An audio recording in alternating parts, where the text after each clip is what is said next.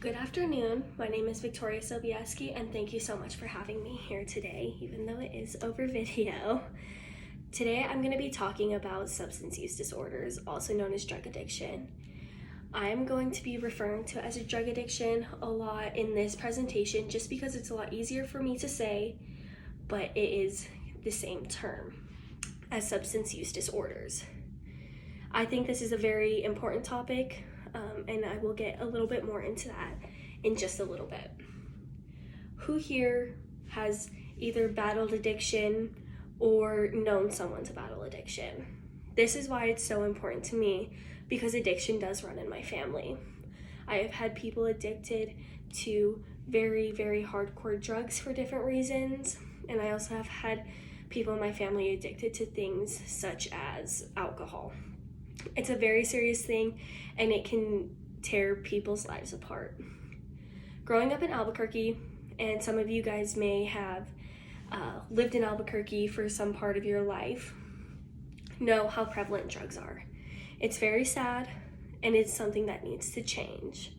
I myself work in a law firm that does criminal defense.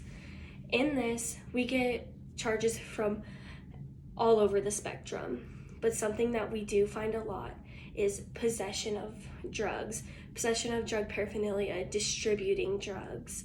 It is such a problem in today's society, in American society. I know that there's a lot going on in this world right now with COVID and all that, but substance abuse or use disorder is something that is very important and something that needs to be talked about, not only in this presentation, but it needs to be something that is talked about on a much higher level.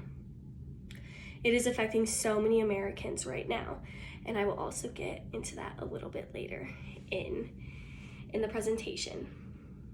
So if you guys have seen someone that has either battled addiction or you have done it yourself, you've seen what it does to people. It ruins their mental state, and it also affects many, many people around them. So to start off, we need to know how substance abuse disorders happen. Well, according to Nestler, regulation of gene expression is one mechanism by which drugs of abuse can induce relatively long-lasting challenges in the brain to cause a state of addiction. Addiction happens in many different people for many different reasons.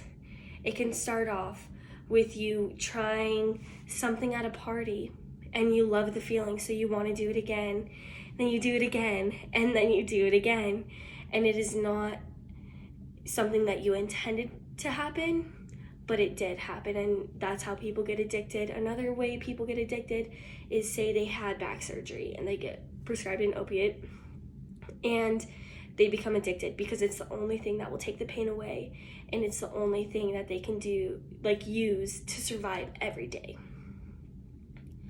According to the CDC, in 2018, 67,367 people in the United States died of a drug overdose.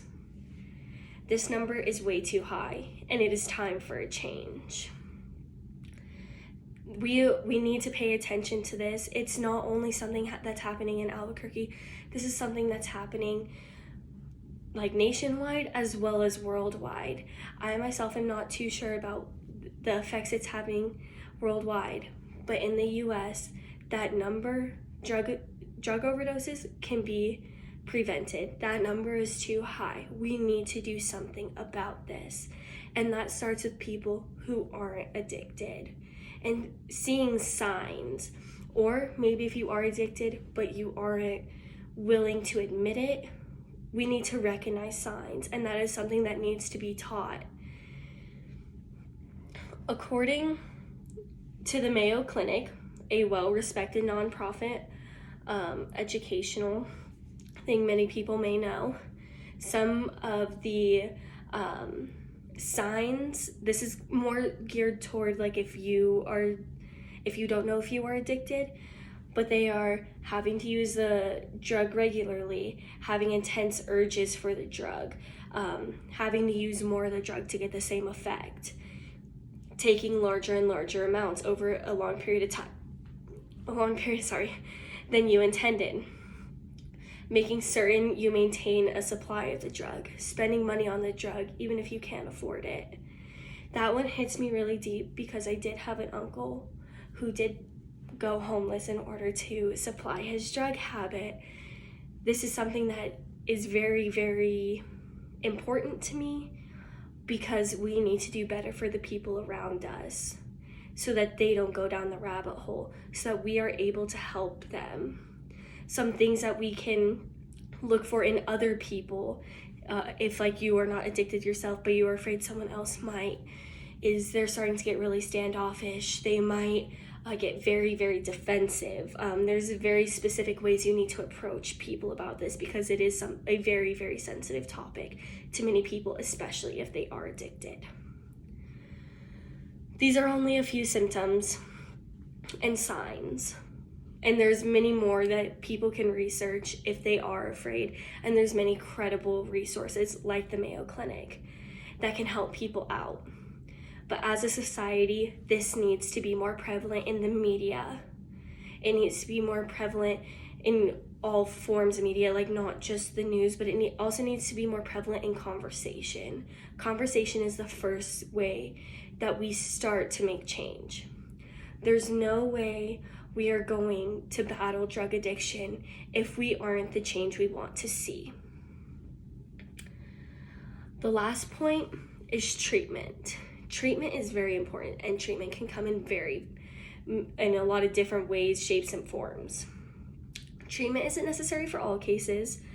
Accountability is what comes before treatment, though. They have to be accountable for their actions, and they have to know what they have done is a problem. So there's a lot of different treatment facilities all over the United States. There's a ton of treatment facilities within each state. People just have to find out what is best for them. Is an inpatient going to help them where they stay there? They make sure that they do not relapse for those 30 days. They have intensive care around the clock because they are so addicted. They need that. They have to have special nurses with them while they go through the stages of withdrawal. This is a fantastic option for people who they cannot get away from it. Maybe it's their scenery, the people that they surround themselves with. They just cannot get away from it. Another one is outpatient treatment. Outpatient treatment is an amazing option for a lot of people. People have to be very strong-willed in order to go into outpatient, but it is a very, very nice program. It's usually a lot cheaper as well because they aren't staying there around the clock, but it does help a lot of people. According to Milhorn, primary care physicians can detoxify patients as needed. So if you are really concerned about someone that you love, you can go to them and say, we can go to your primary care. They can help you. It doesn't have to just be, I'm sending you to a facility. It can be to someone that they trust and someone that they have trusted for a while. In conclusion, substance use disorders are something very, very relevant in today's society. And it's something that we need to help, and we are going to have to be the change that we want to see in the world. We should not be losing tens of thousands of Americans to something that is so preventable. I know that there is a lot going on in today's society, but we can't let them slip through the cracks. I'm sorry, I'm not very good at technology, so I don't know how to edit, but this should not be a normal picture. We need to help them. We have to help these people, or else we are not going to see any change in those numbers, and they are only going to get higher. Thank you so much, and have a good day.